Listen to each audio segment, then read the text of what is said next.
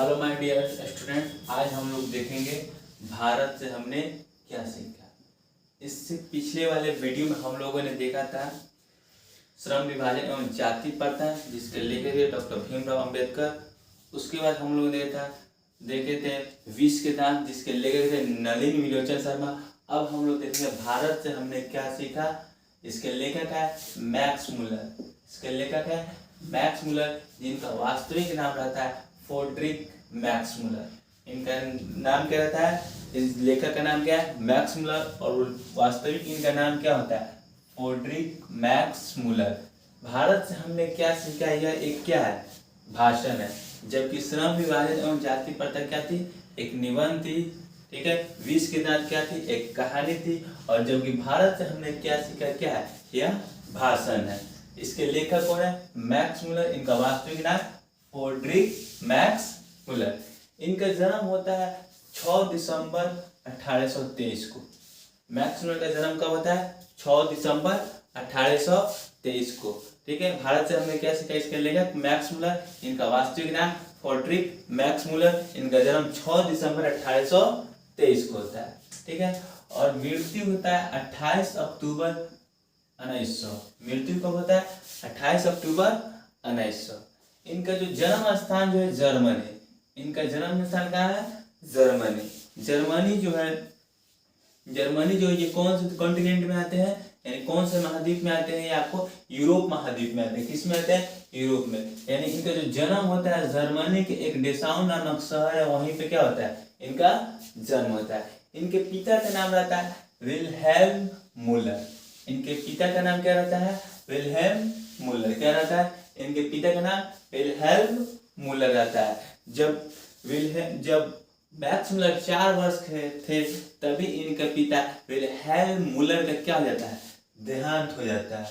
क्या हो जाता है देहांत हो जाता है। यानी जब कोई बच्चा अगर 4 वर्ष का है और उसके पिता का देहांत हो जाए तो उसके परिवार पर कितना ज्यादा संकट आ सकता है। वो सिर्फ वही बच्चा बचा सकता है कि उसके परिवार पर कितना ज्यादा संकट आ सकता है। फिर भी उस वक्त 4 साल के थे, लेकिन इनको उतना नहीं पता चला होगा। लेकिन जब धीरे धीरे बड़े हुए होंगे तब इनको पता चला कि एक परिवार में पिता ना होने का कितना बड़ा महत्व होता है, ठीक है। तो इनके पिता जो थे क्या थे, पिता का नाम क्या था विल्हेल्म मुलर थे, जिनकी मृत्यु मात्र कितना, जब मैक्स मुलर 4 वर्ष थे तभी इनकी मृत्यु हो जाती है।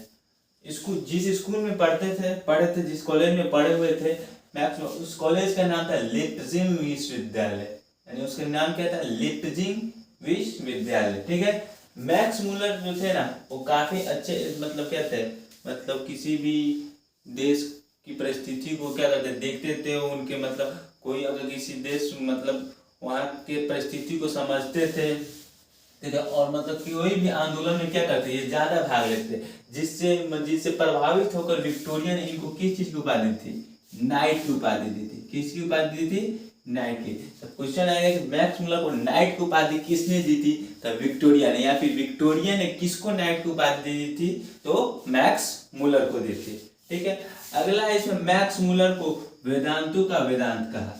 मैक्स मुलर को वेदांतों का वेदांत कहा, यानी जो स्वामी विवेकानंद थे इनके मतलब कामों को देखकर काफी ज्यादा प्रभावित हुए, इसलिए इनको मैक्स मुलर को एक उपाधि जिनको जो उपाधि का नाम क्या है वेदांतों का वेदांत। यानी मैक्स मुलर को वेदांतों का वेदांत कहा किसने, स्वामी विवेकानंद। या स्वामी विवेकानंद ने किसको वेदांतों का वेदांत कहा, तो मैक्स मुलर। यानी दोनों तरीके से क्वेश्चन क्या कर सकते हैं बनाया जा सकता है, ठीक है। तो नाइट की उपाधि मैक्स मुलर को किसने दी, विक्टोरिया ने।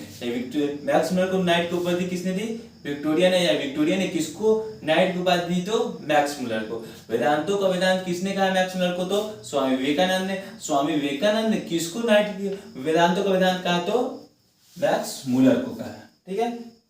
अगला है भारत से हमने क्या सीखा, ठीक है। इसका हिंदी रूपांतरण किया डॉक्टर भवानी शंकर त्रिवेदी। इसका हिंदी, यानी जो ये थे मैक्स मुलर थे, ये तो कहाँ के थे यूरोप के थे। यानी जो ये जब भाषण दिए थे उसमें बस दिए थे कि हमने जब भारत से हम क्या सीखे थे, यानी भारत के बारे में बताया कि भारत जो है, अगर अच्छे से भारत को जानना है तो उसको क्या करना, पूरे गाँव में घूमना होगा। मतलब इसमें यही सब जिक्र किया गया। तो वो हम जब चैप्टर पढ़ाएंगे भारत से हमने क्या सीखा था उसमें उसका जिक्र करेंगे। फिलहाल बस हम लोग देखेंगे मैक्स मुलर के जीवन के बारे में। तो वही क्या होता है कि जो भारत जब ये भाषण देते हैं भारत से हमने क्या सीखा है, तो उसका जो हिंदी रूपांतरण करता है वो कौन करता है, डॉक्टर भवानी शंकर त्रिवेदी करता है। ठीक है, उसके बाद इसमें एक दारिश रहता है। ठीक है, दारिश जिसको घड़ा बोला जाता है। ठीक है ना, घड़ा बोला जाता है। दारिश था तो सोने का सिक्का था, यानी एक घड़ा रहता है जिसमें क्या रहता है, सोने का सिक्का रहता है, और उसमें टोटल सोने के सिक्कों की संख्या कितनी रहती है, 172, यानी 172 रहती है। तो दारिश इसमें क्या रहता है, एक घड़ा रहता है जिसमें सोने के सिक्के से क्या रहता है, भरा रहता है, और उसकी संख्या कितनी रहती है, 172 रहती है। ठीक है, सोने से भरा हुआ घड़ा किसको मिला था, वारेन हेस्टिंग को मिला था। किसको मिला था, वारेन हेस्टिंग। यानी वारेन हेस्टिंग क्या था, उस समय बंगाल का क्या था, गवर्नर था। वो मतलब कुछ खुनाई कर रहा था भारत में। ठीक है, तो इसलिए उसको क्या मिला, एक दारिश मिला, जिस दारिश में क्या था, सोने का सिक्का था, और सोने के सिक्कों की कुल संख्या कितनी थी, 172। और ये सोने से भरा हुआ घड़ा किसको मिला था, वारेन हेस्टिंग को मिला हुआ था। अगला कह रहा है शेर की खाल में गड्ढा, यह कहावत मिलती है। एक कहावत है शेर की खाल में गड्ढा, यह कहावत मिलती है। तो एक ये जो कहावत है प्लेटो के क्रिस्टल से मिलती है।